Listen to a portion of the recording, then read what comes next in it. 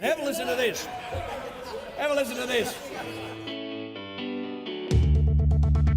Interest rates are higher. I know people don't like that, but you should be welcoming the stronger economy. And maybe a deal has a point about the machinery of capitalism being oiled with the blood of the worker. The United States is a country that has always paid all of its bills. Lannister always pays his debts. Don't let the bastards get you. Hello and welcome back, of course, to Comedian versus Economist. My name's Adam and we're joined, as always, by my little older brother and real-life economist, Thomas. Hi, Thomas. Yes, g'day, Adam. How you going? Doing very well, thank you. This is CVE Outside broadcast today. I'm coming to you live from a hotel room in ye olde Sydney town. I'm on the road, and you're also outside, I believe, on the front porch. People are noticing some different fauna sounds. All right. Anyway, let's get stuck in. Massive show coming up. As always, we're looking at charts. If you want to follow along, you'll find them on Facebook and Instagram at CVE Podcast, as well as the CVE page of the Equity Mates website, equitymates.com/CVE. Thomas, huge show, as I said. Let's play a game. What percentage of Australia's population are immigrants? Keep that number in your head, remember it, and we'll tell you the answer a bit later. Was it the 7 of diamonds? Sorry, that sounded like a really bad card trick. There's a mass exodus from X. Why? Could it be related to the big spike in Google searches for where did my Twitter account go? And this Christmas, what do you get for the person who has everything, or the person who has nothing, or the person who has some things? The answer is actually the same. That's coming up later. But first, Thomas, good news on the interest rate front. If we all keep accepting ridiculously low wages growth, then interest rates will be down in no time. What's going on with wages? Well done, Australia. Yeah, no, wages have gone nowhere. Well, they're falling quickly. So we've got the wage price index. That's our sort of go-to measure for wages. The pace of that growth has fallen now. It's 3.5% over the year, only down from it. Like it peaked at 4.5% in 2022, which is not all that high because everyone, you remember back a few years ago, I was like, there's going to be a wages breakout. We need to keep on top of that because it'll get into inflation and we need to make sure people don't get overexcited with their wages. No. Just never happened. No, I don't remember. Don't remember. We talked about it several times. Must have been some good chat in the Economist WhatsApp group, I guess, but I didn't hear about it. Sounds like a ripping good time. Sorry, I missed it. This is literally the 6th time we've talked about wages, I'm sure, in the past 4 years. Yeah, well, yeah. No, but this is so remember, so wages is the key to runaway inflation. Right. So or inflation becoming entrenched. So you get like a supply shock, like we had with COVID, that gets into your goods and you get inflation there. Once it then starts cycling through and people start adjusting their wages expectation, then you get what's called a wage cost spiral where wages push up the price of things, prices then pushes up the wages of things, wages push up the price of things, and round and round you go. Yep. We saw that in the 70s or whatever, and that was sort of like, that became economics 101. But it's just, we're still really fearful of it, or there's a lot of hype, particularly in like the business press, like the AFR, but it just never happened. Like, so we got up to 4.5%. That was where it was in 2007. So like we didn't even really get outside of normal range of wages growth. Right. And it's already coming off quickly. So down to 3.5%. The last 6 month annualized. So if you just kind of just look at the last 6 months and say what's the trend there, that's 3.2%. So that's very low. Because the RBA has said that they consider wages growth of 3 to 4% consistent with an inflation target of 2 to 3%. Right. Because you get wages less inflation of about 1%, you get into your target. Okay.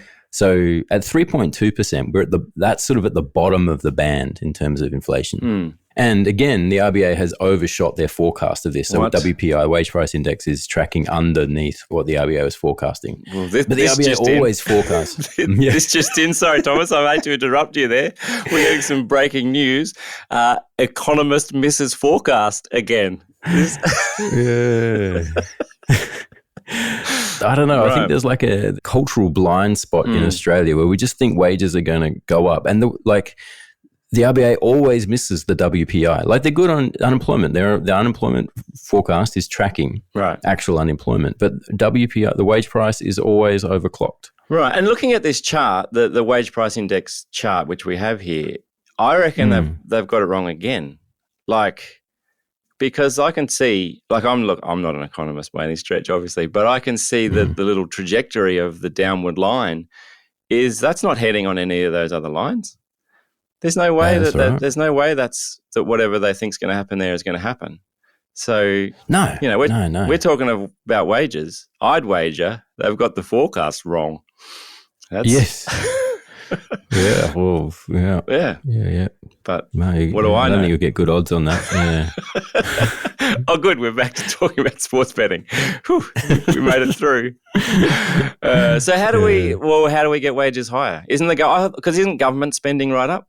Wasn't there some brouhaha about Albanese's going to like jack up some government spending, and they're worried that's going to push up inflation? Yeah, but not through wages. Like not necessarily. Like, I mean, the decent wage price growth we got was probably all public sector, but there's big pressure on the government to not dish out big wage gains for their workers, because then everyone in the market sector says, well, they got 10%, so I want 10%. Right. So the government tries to lean against that as well. And then you've just got in the private sector wages just going nowhere. So I don't know. I think it's been a long time since I've worked for a wage. So, but I just think culturally there's something broken here in Australia. We forget that we can get higher wages or something. Yeah, I don't know. We can't all work for fava beans as you do in the Northern Rivers, though, Thomas. Some of us need to work for a wage. We need actual money coming in. Fava beans, like you know what fava beans are. All right, Thomas, time to talk immigration now. I asked at the top of the show what percentage of the Australian population you thought were immigrants. That means people that were born somewhere outside of Australia and now live in Australia. Now, if you answered 37%, you'd be right. You'd be correct in the sense of that's what everyone guesses, right? But the actual number is less than that, 30%. Why are we looking at this though, Thomas? What's the story here? Yeah, so immigration sort of seems to be ramping up as a hot topic, particularly with the Trump win in America. Crikey ran with the headline that Dutton plans to ape Trump on immigration. He plans to what, Trump? Ape. I think it means mimic. Okay. As long as it wasn't a typo.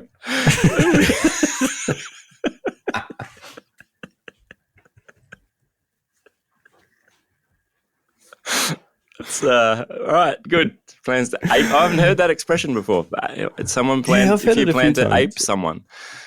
Yeah. Okay. Yeah. Right. Yeah. I think it means mimic. Right. Okay. Yeah. So it's shaping as a hot button topic, and the coalition has sort of said they're going to try to set themselves apart from Labor on this. They want to get immigration down to 160,000 a year. It's been sort of running up around 400,000 to 500,000 a year since COVID. So sort of setting themselves up as a policy difference. Right. It's interesting. So the chart we're looking at to start with here is from the International Organization for Migration. And what it looks at is they ask people like what percentage of your population is foreign born? So and ask this in countries around the world. What's the perception? What do people think? And then what's the reality? And what they found is that in all countries they looked at, people overestimate what percentage of the population is foreign born. Right. US has one of the biggest overestimation factors, I think mostly because they're just not good at maths. But the US is saying that people thought it was 33%, but in reality it's 15%. Right. So that's just a perception thing, right? So which perception then being influenced by lots of different factors, most notably rhetoric from politicians and anyone who's got like an agenda to lower immigration, I suppose. Yeah. Which is not many people. No, true. It's funny. Like this is one area where, like Albanese went to his election on a platform to sort of lower immigration, and it didn't happen. Right. Like I would bet you $20 that if the coalition gets in, and I think they probably will now. Like that would be my best guess. Right. This far out, but like my bet is they don't touch it. That they'll talk a big game, but they won't touch it. And this you see this play out again and again. Because there's too many vested interests that do well out of high immigration. So particularly like universities get a lot of revenue from foreign students. Yeah. Consumer-facing businesses have more customers to sell to. It pushes down wages because there's a bigger labour pool.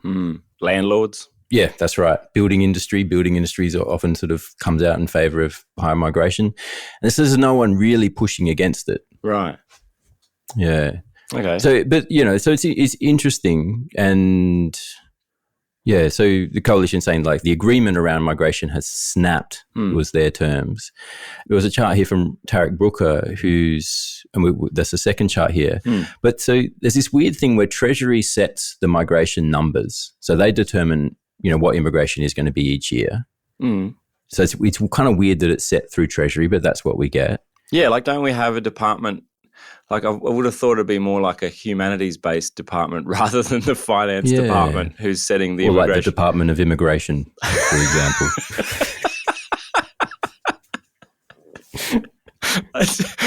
Embarrassingly, I wasn't aware that we have one of those. Well, sometimes we do. They get bundled around and right.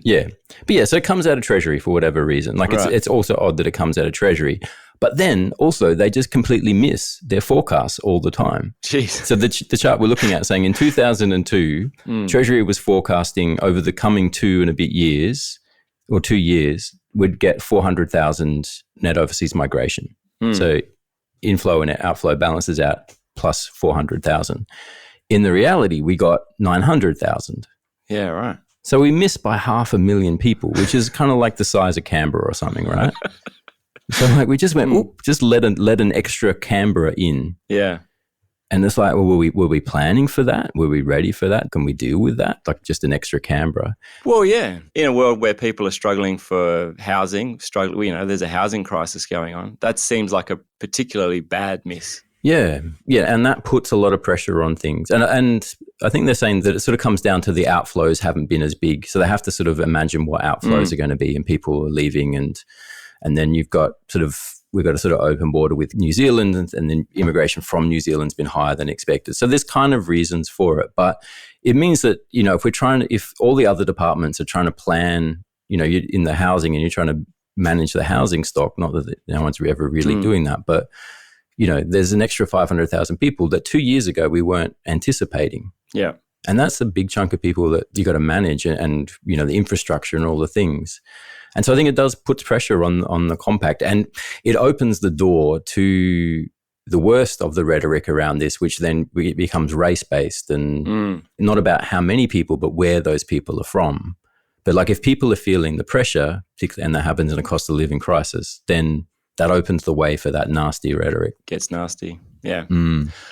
Well, maybe my suggestion would be, given that it doesn't seem to make a lot of sense for Treasury to own immigration, what if we moved it to the Bureau of Meteorology, where we might actually get some experts in forecasting? And we'll just see how that pans out, because we're not doing too good as it is. All right, let's take a break here, grab a word from this week's sponsor. I have no idea who that is, if they even exist. Be back with more Comedian versus Economist right after this. Welcome back here on Comedian versus Economist. You can send us an email if you like, cve@equitymates.com, or via the website equitymates.com/CVE. You'll also find us on Instagram and Facebook at CVE Podcast. Thomas, we just can't get enough of the US election. You've got some more data coming out here, some more charts. It just keeps giving me charts. I just can't get away from it. What have we got first? Yeah. So the first one is looking at ad spending in the 7 swing states. So the election was coming down to 7 swing states. In the end, Trump swept all of them, won them all. But Bellingcat has analysed the spend and the advertising spend in each of those states, and the results are staggering. So basically, the Harris campaign outspent Trump by sort of like between 3 and 7 times in each state. Yeah, wow. So in Nevada, the Democrats spent $4 million. Trump spent $680,000. In North Carolina, Democrats spent $8 million. Trump spent $2 million. But in Pennsylvania, Harris spent 15 million and Trump spent 2. And she lost. And she lost. Wow. So it's just staggering. And like I read quite a lot of analysts going into the election looking at Harris's fundraising, saying she was fundraising really well. Yeah. Typically, whoever fundraises the most wins, therefore things were looking good for Harris. But yeah, like drop 15 million versus 2, that's a big difference. Yeah. And to still not win. But she's new. Like, she probably paid full retail for the ads. Just Trump's second time around the block. Trump's driving a deal. The art of the deal. So He's a shrewd business operator. He's not paying full tote odds for the ads. The other thing too, I was thinking is if like it only works if the message is resonating, right? Like if I'm in disagreement with someone about something. Them shouting their message at me doesn't increase my likelihood to change my thinking. It just makes me want to just push them away. I mean, I think that's right. Like if you go back to an election like between Bush and Gore, as 2 candidates, they were much closer than Trump and Harris. Yeah. Trump and Harris feel like they're at polar ends of the spectrum. So if your candidates are very close together, ad spending probably does carry the day. Whoever spends the most. But if you have polarized candidates, then it's like, well, people are either drawn to one pole or the other and the spend doesn't matter so much. But I just think it's really interesting because that's going to upend a lot of received wisdom in the political community, I think. Yeah. The other chart you've got here is looking at Twitter deactivations, which is interesting. Yeah. So Twitter deactivations typically run at around like 30,000 a day. So this isn't new signups. This is just deactivations. But that spiked the day after the election. That spiked from an average of 30,000 up to 1.25 million. Wow. People just logged out of Twitter. Yeah. It wasn't just the obvious thing for me is like just all the election bots being shut down. Right. Yeah, possibly. They're all the just Russians just like, okay, switch that one off. We were never here. I read an article about this though that someone made an interesting point. So Twitter's not a public company anymore. X is not a public company. So they don't release their data on this. So the way that this chart was made was like website traffic. So they just mapped the amount of people that were browsing or like essentially browsing to the deactivations page of X. So if you were doing it through the app and things like that, you might like it just becomes much more rubbery. Like it's kind of an implied kind of metric. It's not actual data from Twitter, from X, the company saying this many people closed their accounts. It's just inferred. Still, it's a pretty stable series though. Like it's like in economics, we talk about standard deviations, like to get how reasonable that kind of move is. We sure do. Yes, as you know. Yeah. So that's well outside normal ranges. Like something unusual is driving that. Like that's just not noise in the data. Stretching into, complex deviation territory. Yes. But the other chart here I've got is that Broadway show attendance has jumped to the highest level in 5 years. Yeah, in the last month. It's a big tick up there, which I don't understand what the causal relationship there is, but I'm pretty sure there is one. This is what happens when rich, educated people have tantrums. They're just like, I'm off to the theatre.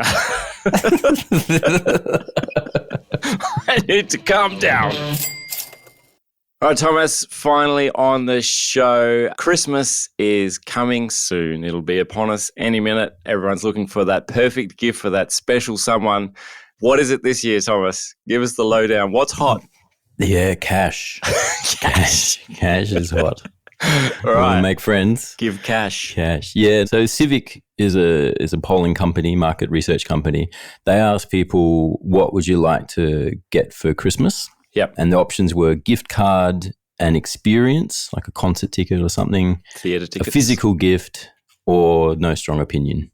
Right. They were your 4 options. And they've been tracking this for a while. So I think what they found is that back in 2022, about 22% were saying they'd like a gift card, which is kind of like equivalent to cash, but it's like cash tied to a specific store. Yeah, I think about it. I hate that. Just Just give me the Just cash. give me like, it's nice that you put it in gift card form, but if you're going to do that, then just make it one of those Visa debit ones or something. 'Cause nothing says I love you like a full tank of petrol paid for by a Visa debit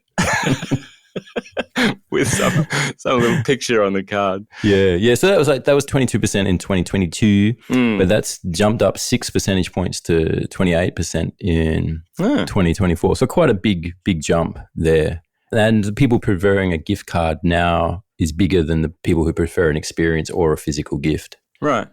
They kind of market gift cards a lot more now, don't they? Though, like Do the they? prevalence I've in got no idea. supermarkets of the gift card stand, it's enormous. Like, Oh, really? It's just like on every aisle because they're so easy to place. You just stick them. Like, I feel like every time I go to the supermarket, I'm just constantly surrounded by gift cards, and like everyone's got a gift card. So, yeah, I don't know. Like maybe there's just a huge push in gift cards, and I guess it's the online services too. Like kids might have used to ask for a toy, and now they just want like 200 Robux, to buy some new skins or to buy some new weapons or whatever in the virtual game, whatever virtual game they're playing. So it's kind of easy, or an iTunes gift card voucher or whatever it is, to buy something from like a digital service. So This survey is 18 plus, but yeah, I think the general idea there is right. Yeah. 18 plus play Minecraft too. Yeah. Yeah. I mean, I don't like it. Like the thing I like about a gift is like that if I'm giving a gift to someone, then they don't know how much I paid for that gift on Temu. They as soon as it's a card, it's like if I give a gift card of $6.40, doesn't convey the same feeling of love that I was going for. So anyway, But yeah, the interesting thing is like economists have studied this a few times, and gifts are always economically inefficient. Yeah, so they right. always study like how much someone paid for a gift and then how much the person valued that gift. How much they value it is always less than how much the person paid for it. Well, not always, but generally, definitely on average. Yeah. I mean, I've found the value is often whatever you can get on Marketplace for the gift. It's my favourite place to be for the Boxing Day sales. Oh, yeah. We're in trouble here because that's where I shop for your presents. Create a circular economy. Very good. All right, why don't we leave it there? Thank you so much for tuning in. We'd love it if you left a rating or a review wherever you're listening to this podcast. It really does help in ways that you and I just don't understand. But that's it for us for this week. We will talk to you again next week. Until then, it is bye for now. Comedian V Economist is a product of Equity Mates Media. All information in this podcast is for education and entertainment purposes only. It is not intended as a substitute for professional finance, legal, or tax advice. The hosts of Comedian V Economist are not financial professionals and are not aware of your personal financial circumstances. Before making any financial decisions, you should read the product disclosure statement and, if necessary, consult a licensed financial professional. Do not take financial advice from a podcast. For more information, head to the disclaimer page on the Equity Mates website, where you can find ASIC resources and find a registered financial professional near you. In the spirit of reconciliation, Equity Mates Media and the hosts of Comedian V Economist acknowledge the traditional custodians of country throughout Australia and their connections to land, sea, and community. We pay our respects to their elders, past and present, and extend that respect to all Aboriginal and Torres Strait Islander people today.